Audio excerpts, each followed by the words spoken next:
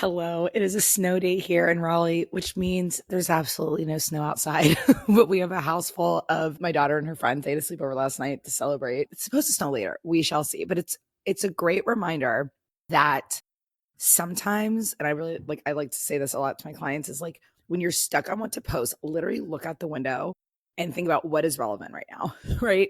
It's the Christmas season. So if you even just look out your window, what's the vibe? There's Christmas lights.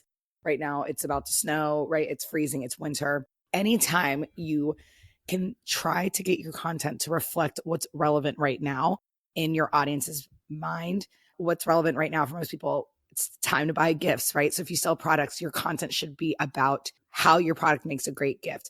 If you sell something that makes your home feel warm and cozy, your content should be about that because that's what we want right now. Look, I'm sitting on the couch with a blanket and everything in our house right now is just like warm vibes. We have the fireplace going. So I just want to say that as like a quick little thing because everyone's always like this strategy, that strategy. I'm like, honestly, sometimes the best strategy is what's relevant right now. And think about it. What was social media since day one? It was sharing what we're doing in our lives. And that's still going to continue in 2026. So that's why this episode, I really want to talk about my personal predictions for 2026 because it's what I've been saying pretty much all year. And it's only going to get more and more going in this direction of relevance, right? Big time.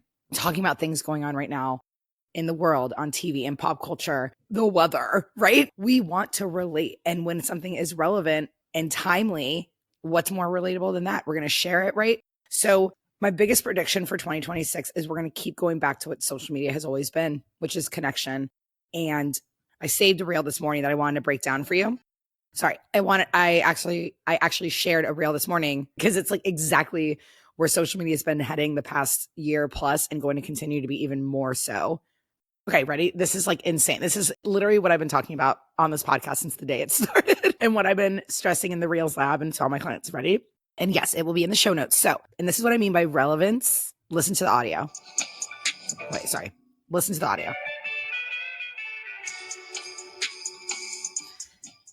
All right. So while this video has nothing to do with Christmas or winter or whatever, that's the season. She knows, this creator knows that's where we're at right now. Again, look out the window. It's Christmas, everything. It's winter, or at least it's winter here in the States. So it says, now let me tell you this, 65,000 likes, 14,000 shares, almost 15 actually, and 3.4 million views. Are you ready for it? It says, POV, you're a busy fourth-year med student who tried the $35 Whole Foods family meal, and now you have dinners for the whole week. That's it. Let me count how many clips. 1, 2, 3, 4. That's it. So 4 clips, all about 1.5, 2 seconds each. First clip is her walking out of Whole Foods holding this platter of food. The next is her opening it, and the next is her plating it. This is what works. So let's break down. This is what's working in 2026 and beyond. And right now, specificity. Where was the specificity? It's all up in there. Fourth-year med student. She's speaking from her journey. So again, like I said, when I say what did we used to post back in the day, our own journey, us going to the dog park, our favorite latte, our vacation spots, our outfit of the day. But again, you're going, but Shannon, that's when we wouldn't have businesses. Right, exactly. But it needs to still be from your perspective, your lifestyle, your thoughts, your experiences, right? So if I'm in med school, or even if I'm just the word busy, I'm like, I'm busy. Let me see. And I see food. We love to see food. And then I see, what's the other specific? Whole Foods.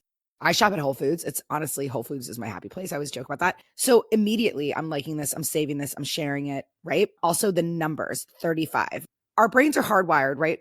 In so many ways. We hardwired to respond to faces, facial expressions, food. And obviously, if we see something that is relatable to us, which for me is Whole Foods, I'm going to stop and watch. So let's break it down again. POV, you're a busy fourth-year med student who tried the $35 Whole Foods family meal.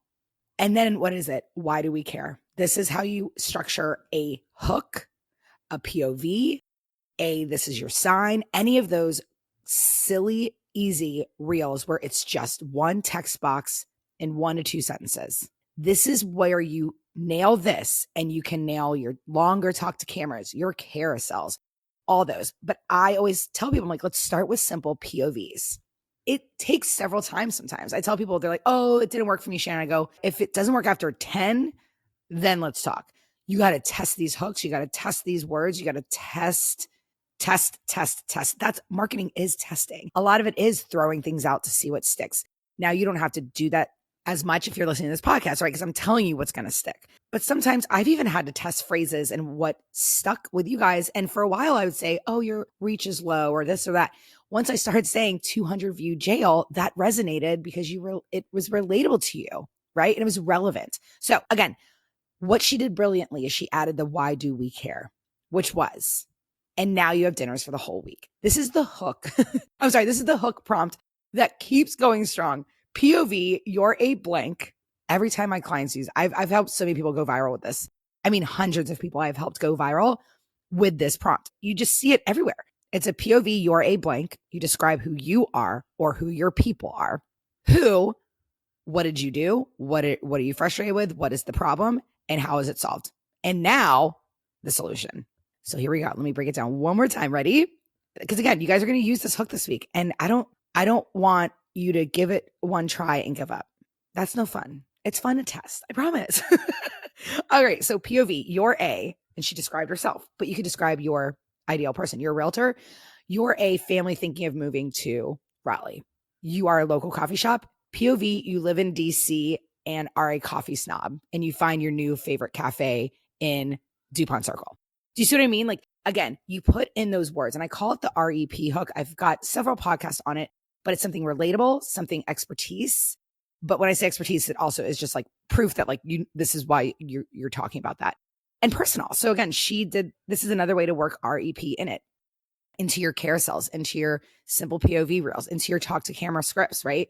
You know who you are, what your expertise is. She knows that she's a 4th year med student. So now we know, okay, what does she do? Why should I listen to her?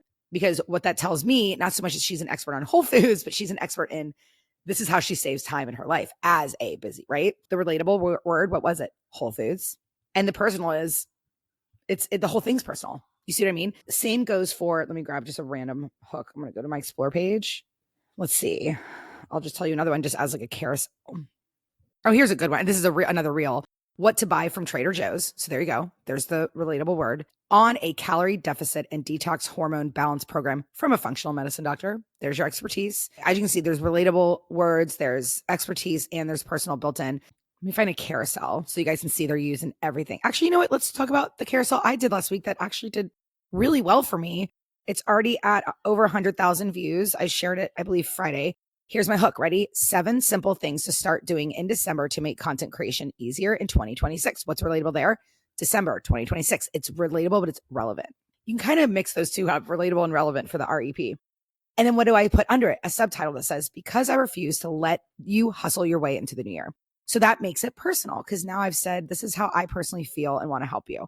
So there you go. That is what we're going to continue to see in 2026. And I'm talking TikTok, LinkedIn, Instagram, all of it. So it goes with the last 2 episodes, right? The part 1 and part 2. Listen to those again too. That's where I gave you guys like prompts to give ChatGPT in case you're like, well, Shannon, I don't know what relatable words to use. I don't know how to describe myself other than, a lot of people do say, and again, if you do have like, did you see how she said in that one about the Trader Joe's, she could have just said her position, but again, that's kind of sciencey to a lot of our brains, right? So she says on a calorie deficit and detox hormone balance, that most of us understand. And then we're like, oh, and she's a doctor. Okay. So again, as much as you guys can use the prompts I gave you in the most recent podcast and just keep talking to your people.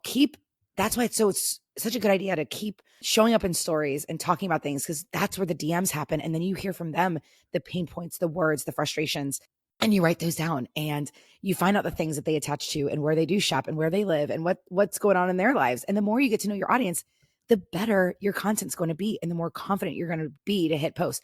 I tell people all the time, the biggest Instagram hack of all is get to know your audience and bond with them. And the more we keep looking at 2025, the rest of this year and 2026, as these are real humans behind these screens, they want relatable words. They want to see themselves in your content. And that's what we're going to keep seeing. That type of content is going to continue to do well because we can attach to it. We can relate to it. It's relevant to us. It's timely. And it's personal from your own experience, perspectives, thoughts, opinions, experiences. That's what's winning and will continue to win. We're seeing it more and more. Again, even like I said, the big box stores are doing it. The Taco Bells, the Diet Cokes, all their content feels relatable. It makes people feel seen and heard and appreciated, and like this community is for them. So there you go. I cannot wait for 2026. I truly can't, because we're getting back to just being social and having fun with our content again. And I could not love it more for us, friend. Love you, and I'll talk to you next week.